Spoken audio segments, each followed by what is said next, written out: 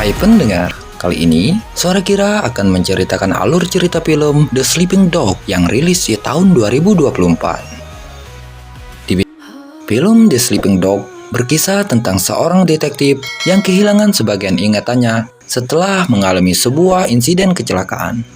Suatu ketika, ia diminta untuk mengungkap kembali sisa misteri pembunuhan seorang profesor yang ia tangani 10 tahun yang lalu.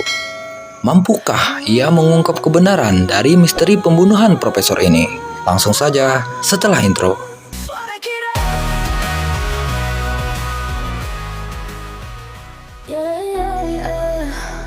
Di sebuah rumah, hiduplah seorang pensiunan polisi bernama Roy Freeman yang tinggal sendirian. Pagi itu, ia terbangun setelah semalaman tertidur di kursi. Tubuhnya tampak lemah, tak terawat dan lusuh. Kepalanya diperban karena baru saja dilakukan operasi di sana. Saat akan memasak steak, ia menemukan remote TV di dalam oven. Sepertinya, penyakit Alzheimer yang diderita Roy sangat-sangat akut. Penyalahgunaan narkoba menjadi pemicunya. Memo yang ia tempel di dinding bertujuan untuk membantunya mengingat apa yang harus ia lakukan. Pagi itu, Roy ditelepon seorang pengacara wanita yang bernama Emily Deeds. Emily ingin meminta bantuan Roy. Mereka akhirnya janjian bertemu di sebuah kafe. Di sana, setelah berkenalan, Emily menyebutkan tujuannya yaitu tentang Isaac Samuel. Roy mencoba mengingat nama itu, dan tentu saja dengan Alzheimer-nya, ia takkan mengingatnya. Lalu kepada Roy, Emily memperlihatkan sebuah koran tentang terdakwa pembunuhan 10 tahun yang lalu. Terdakwa tersebut bernama Isaac Samuel, seorang pria kulit hitam. Ia dijatuhi hukuman mati atas pembunuhannya kepada seorang profesor yang bernama Joseph Weider dan akan dieksekusi bulan depan. Emily meminta bantuan Roy untuk menangguhkan hukuman atas Isaac Samuel karena Roy lah yang menginterogasinya di malam kejadian. Emily yakin bahwa sebenarnya Isaac Samuel bukanlah pelakunya. Roy mencoba membantu. Di rumah, ia membuka kembali berkas kasus yang telah berusia 10 tahun tersebut.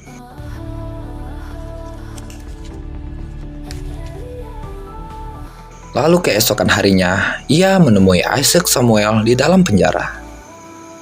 Di sana, Isaac mengatakan bahwa ia tidak membunuh Profesor Weider.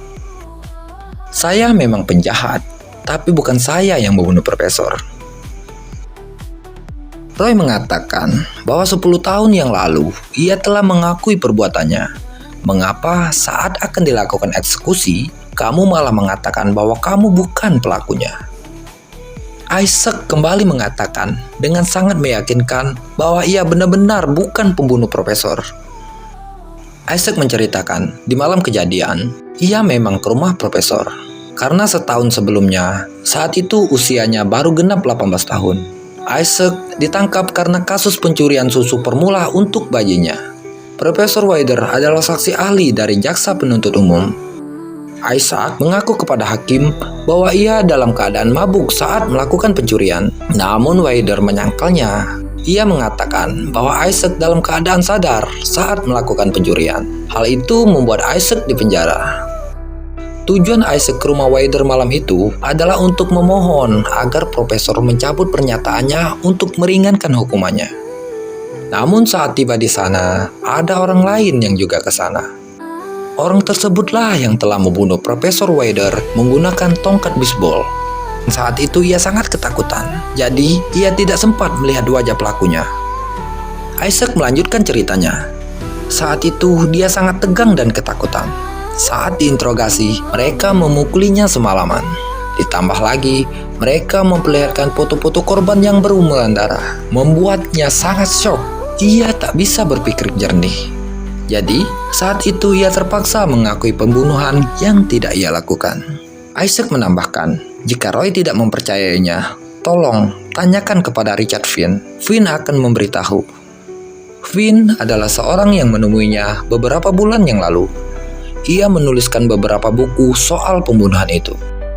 Sekali lagi Isaac memohon kepada Roy untuk membantunya kali ini. Atau Roy akan selamanya berada dalam penyesalan karena menangkap orang yang tidak bersalah. Roy kembali ke rumahnya. Ia meminum obat regenerasi simpatik untuk merangsang otaknya. Terlepas dari kebiasaan buruknya dahulu sebagai pecandu alkohol, Roy adalah mantan polisi yang cerdas. Ia tahu dari gerak-geriknya bahwa Isaac berkata jujur. Kemudian ia menemui Jimmy Remes, rekan sesama polisinya dahulu yang juga ikut menginterogasi Isaac Samuel. Di rumah Jimmy, ia menceritakan pertemuannya kemarin dengan Isaac Samuel. Ia ingin mengajak Jimmy untuk mencari seseorang yang bernama Richard Finn untuk dimintai keterangan. Karena di rumah Profesor Wader, sidik jari Richard Finn ada di mana-mana. Namun, ia tidak pernah dimintai keterangan. Selain itu, Richard Finn juga ada di TKP saat proses investigasi dilakukan. Alibinya adalah bahwa ia sendirian di rumah saat kejadian malam itu. Penyidikan padanya dihentikan karena Isaac Samuel sudah terlebih dahulu mengaku sebagai pembunuhnya. Jimmy adalah teman yang baik. Ia bersedia membantu Roy mencari Richard Finn. Namun saat ditemukan, Finn sudah dalam keadaan tewas, overdosis karena obat-obatan terlarang. Sangat kebetulan sekali, begitu penyidikan kembali dimulai, saksi ahlinya tiba-tiba tewas. Melihat jasadnya, Roy tidak yakin kalau dia seorang pemakai obat-obatan terlarang. Namun apa boleh buat, kita tidak dapat menginterogasi mayat. Keesokan harinya, setelah proses pemakaman Richard Finn, Roy langsung menemui Eddie di sana. Eddie adalah adik Richard. Roy mengatakan bahwa Richard pernah menulis beberapa buku tentang kasus Isaac Samuel. Ia ingin melanjutkan penyelidikan kasusnya. Mungkin ada sesuatu pesan atau yang lainnya dari Richard Finn selama ini kepada Eddie. Lalu Eddie memberikan sebuah map berisi buku tulisan Richard kepada Roy. Eddie mengatakan bahwa ia menemukan map tersebut di apartemen Richard. Roy berterima kasih dan segera membawa map tersebut pulang. Di rumahnya, Roy membuka map tersebut. Ada lembaran kertas berisi ketikan Richard yang menuliskan kisah hidupnya. Roy mulai membaca kisah Richard tersebut. Semua berawal dari perkenalannya dengan seorang wanita yang bernama Laura Benz. Malam itu di sebuah pameran waterpolo, seorang wanita cantik bernama Laura Benz menghampirinya. Laura mengatakan bahwa ia berasal dari Departemen Psikologi. Ia bekerja sama dengan Profesor Joseph Wader. Saat itu, Laura mengatakan bahwa ia membantu Profesor melakukan beberapa penelitian. Laura terlihat sangat simpatik kepada Richard. Mereka mempunyai kesamaan, yaitu suka menulis. Malam itu, Laura menggoda Richard. Seperti dayung bersambut, mereka cepat akrab dan selanjutnya mereka melakukan mantap-mantap. Sejak saat itu, Richard dan Laura bak sepasang kekasih, selalu bersama lalui hari bahagia. Laura membuat hidup Richard terasa lebih baik. Suatu hari, Richard memperlihatkan karya tulisnya kepada Laura.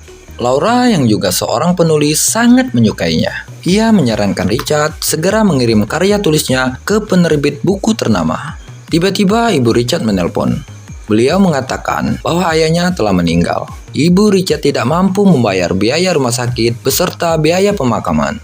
Laura mau membantu dan saat itulah Laura memperkenalkannya kepada Profesor Wader. Profesor Wader terlihat sangat ramah. Malam itu, Wader menunjukkan semacam trik pengelolaan pikiran, di mana Richard dijadikan suyet untuk mengingat sesuatu hal yang telah lama ia lupakan. Dengan bantuan Wader, ia berhasil mengingatnya kembali. Gelar profesor memang pantas disematkan kepada Wader. Laura mengatakan, itulah penelitian yang sedang ia dan profesor lakukan saat ini, mengubah trauma seseorang menjadi hal baik. Richard terlihat kagum dengan kemampuan Profesor Wader.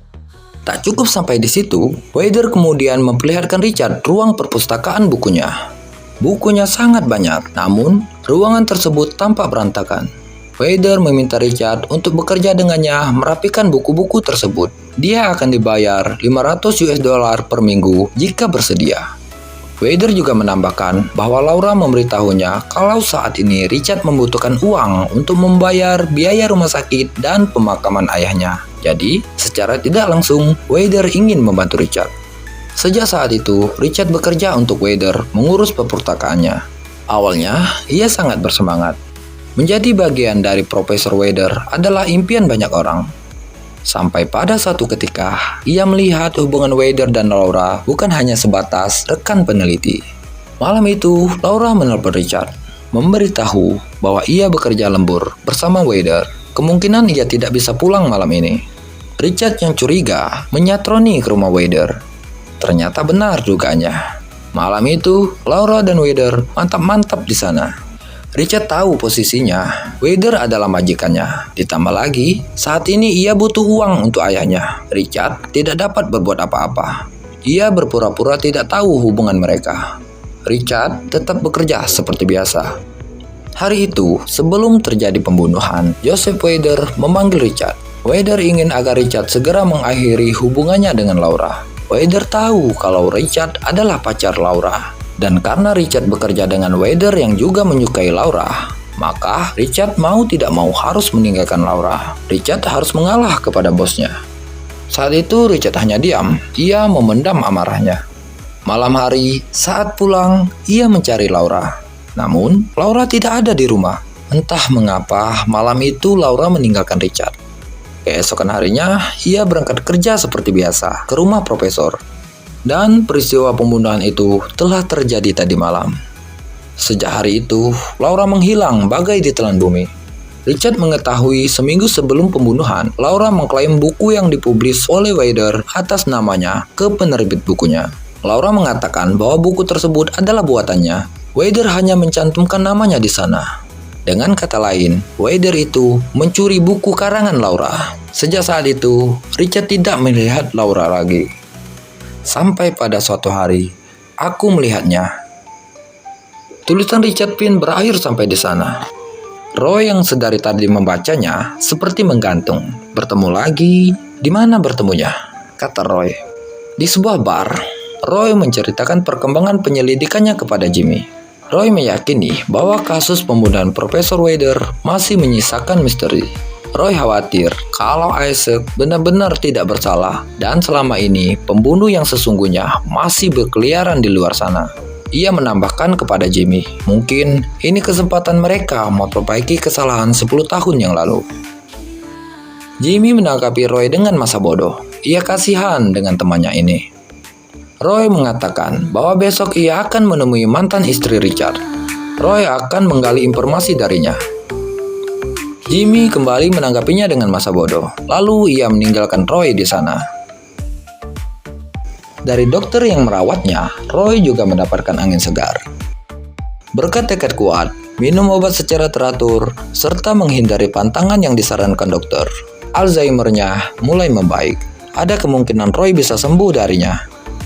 Kini, Roy Freeman, The Sleeping Dog, telah kembali. Roy mulai lebih serius mengungkap puzzle pembunuhan yang rumit ini. Ia memulai dengan menyelidiki kematian Richard. Bagaimana Richard bisa mati saat penyelidikan baru akan dimulai kembali? Pertama, Roy mengunjungi mantan istri almarhum Richard.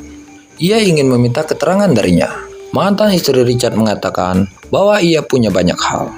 Richard adalah seorang paranoid, penipu, pembenci, namun ia bukanlah seorang pengedar ataupun pemakai narkoba. Mantan istri Pin mencurigai seseorang wanita yang bernama Elizabeth Westlake ada kaitan dengan kematiannya. Ia belum pernah bertemu Elizabeth. Ia hanya tahu bahwa mantan suaminya menjalin hubungan dengan Elizabeth. Mereka bertengkar 3 minggu sebelum akhirnya Richard Pin meninggalkannya. Mungkin demi sejalang itu, katanya. Roy kembali ke rumahnya. Ia mencari data tentang Elizabeth di Google. Ternyata, wajah Elizabeth mempunyai kemiripan dengan Laura. Mungkinkah Elizabeth adalah Laura atau orang lain? Lalu keesokan harinya, Roy menemui Elizabeth di rumahnya. Tanpa diduga, ternyata Elizabeth mengenal Roy. Ia seketika menyapanya. Melihat itu, Roy langsung ke inti pembicaraannya. Ia mengatakan bahwa Richard telah mati.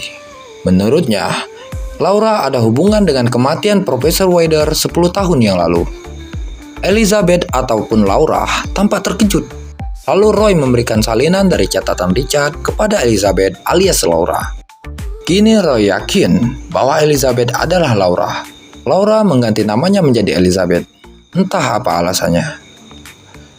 Roy ingin melihat reaksi Elizabeth setelah membaca catatan almarhum Richard. Kemudian Roy kembali ke rumahnya.